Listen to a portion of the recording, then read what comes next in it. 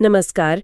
आज हम युवाओं और खेल के इस अहम रिश्ते पर थोड़ी गहराई से बात करेंगे। हाँ हमारे पास एक लेख है, उसी के जरिए जी। अक्सर हम खेल को बस सेहत या मनोरंजन से जोड़ते हैं ना। हाँ, पर लगता है कहानी इससे कहीं गहरी है। सही कहा आपने। ये लेख सिर्फ फायदों की एक लिस्ट नहीं है, बल्कि ये दिखाता है कि खेल असल में युवाओं के पूरे वजूद को, उनके शरीर, दिमाग, समाज में उनकी जगह कैसे संवार सकता है। अच्छा। तो मतलब ये सिर्फ खेलना नहीं है, ये एक तरह से जिंदगी की तैयारी है। तो सबसे पहले शारीरिक फायदों पर आते हैं। जी। ये शायद सबसे जानी पहचानी बात है। हाँ बिल्कुल। लेख कहता है कि इससे ताकत, स्टैमिना तो बढ़ता ही है और साथ ही मोटापा, दिल की बीमारियों का खतरा भी कम होता है ना? जी हाँ, ये तो है ही। हड्डियां, मांसपेशियां भी मजबूत होती हैं। हाँ, पर दिलचस्प बात यह है, देखिए कि लेख इसे सिर्फ आज की फिटनेस से नहीं जोड़ता। अच्छा। हाँ, बल्कि ये लंबे समय की सेहत की नींव बताता है। मतलब जो आदतें बचपन में पड़ती हैं ना, वो आगे चलकर बड़ी बीमारियों से बचाती हैं। एक तरह का इन्वेस्टमेंट है ये अपनी सेहत में। समझ गई, मतलब लॉन्ग टर्म फायदा है। बिल्कुल। और ये तो हुई शरीर की बात। मानसिक सेहत वाला पहलू मुझे काफी रोचक लगा।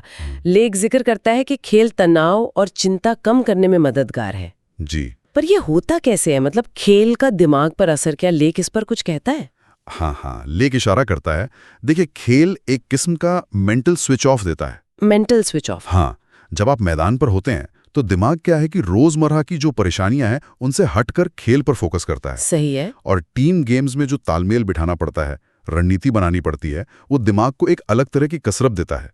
इससे वो जो तनाव के पैटर्न होते हैं ना, वो टूटते हैं। अच्छा। और हाँ, जीतने हारने का अनुभव भी, वो आत्मविश्वास और एक क्या कहते हैं सकारात्मक रवैये बनाने में मदद करता है। वाह, मतलब खेल सिर्फ बॉडी नहीं, दिमाग को भी शार्प करता है। बिल्कुल। और इसी से जुड़ा है शायद पर्सनालिटी डेवलपमेंट वाला हिस्सा। लेख में अनुशासन, टीम वर्क, लीडरशिप, धैर्य, टाइम मैनेजमेंट जैसी बातें हैं। जी। ये गुण मैदान पर कैसे सीखते हैं? ये तो बड़ी बातें हैं। हाँ, है तो।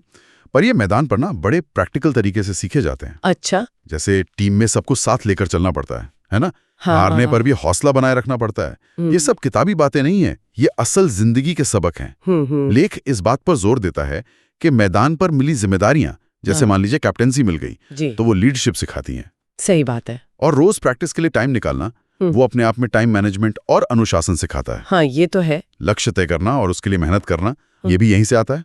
और समाज से जुड़ने का पहलू भी तो है इसमें। बिल्कुल। अकेले खेलने से ज्यादा शायद टीम गेम्स लोगों को जोड़ते हैं। बिल्कुल, ये बहुत महत्वपूर्ण है। लेख बताता है कि साथ खेलने से दोस्ती गहरी होती है और मैदान पर तेजी से बात करनी पड़ती है, इशारे समझने पड़ते हैं। हाँ, वो तो है। उससे कम्युनिकेशन स्किल्स बेहतर होते हैं। ये वो स्किल्स हैं जो क्लासरूम में शायद उतने अच्छे से ना सीखें। सही कहा। और कई बार तो खेल अलग अलग कल्चर और भाषा के लोगों को भी करीब ले आता है, जैसे हम बड़े स्पोर्ट्स इवेंट्स में देखते हैं। हाँ, वो तो दिखता है। अच्छा, पर एक सवाल जो कई लोगों के मन में आता है, क्या इसका असर पढ़ाई लिखाई पर भी पड़ता है? कहीं ऐसा तो नहीं कि खेल में ज्यादा ध्यान देने से पढ़ाई पीछे छूट जाती है? देखिए, ये एक आम धारणा है, पर लेख इसके उलट बात करता है। अच्छा। हाँ, उसमें बताया गया है कि जो बच्चे खेल में एक्टिव रहते हैं ना, उनका फोकस और याददाश्त अक्सर बेहतर होती है। ओह। जिसका सीधा सीधा फायदा पढ़ाई में मिलता है। वही अनुशासन और लक्ष्य तय करने की आदत जो मैदान पर सीखी, वो यहाँ भी काम आती है। ये तो बहुत अच्छी बात है। और हाँ, ये भी मत भूलिए कि खेल से करियर के रास्ते भी खुलते हैं। Professional athlete, coach, trainer, sports journalist बनने तक। हाँ, स्कॉलरशिप वगैरह भी मिलती हैं। जी बिल्कुल, अच्छी स्पोर्ट्स स्कॉलरशिप भी मिल सकती हैं। और एक और अहम बात का जिक्र है लेख में कि खेल युवाओं को गलत आदतों और संगत से भी बचा सकता है। हाँ, ये बहुत महत्वपूर्ण बिंदु है।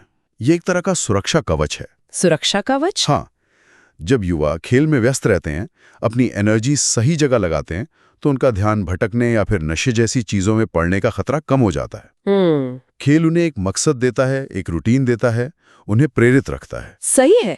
लेख में कुछ उदाहरण भी दिए हैं, जैसे विराट कोहली, नीरज चोपड़ा, पीवी सिंधु, यहाँ तक कि लियोनेल मेसी का भी जिक्र है। हाँ, ये बड़े नाम है। ये सिर्फ नाम नहीं है, ये दिखाते हैं कि कम उम्र का समर्पण आपको कहाँ तक ले जा सकता है। बिल्कुल सही। ये उदाहरण बताते हैं कि टैलेंट के साथ साथ वो जो मेहनत और अनुशासन है वो कितना जरूरी है। तो कुल मिलाकर जैसा इस लेख से साफ है, खेल सिर्फ मैदान का खेल नहीं है। नहीं, ये युवाओं को जिंदगी के हर मोर्चे के लिए तैयार करता है, शारीरिक तौर पर, मानसिक तौर पर, सामाजिक तौर पर और हाँ, पेशेवर तौर पर भी। सही। ये एक स्वस्थ, कॉन्फिडेंट और जिम्मेदार पीढ़ी तैयार करने का एक बहुत ही असरदार तरीका है। बिल्कुल। और आखिर में एक सवाल हम सोचने के लिए छोड़ जाते हैं, जो इस लेख को पढ़कर मेरे मन में आया। क्या हमारे आसपास, हमारे समाज में युवाओं को खेल से जुड़ने और उसमें आगे बढ़ने के लिए वाकई सही माहौल और वो जरूरी मौके मिल रहे हैं? हाँ, ये सोचने वाली बात है। इस पर गौर करना जरूरी है।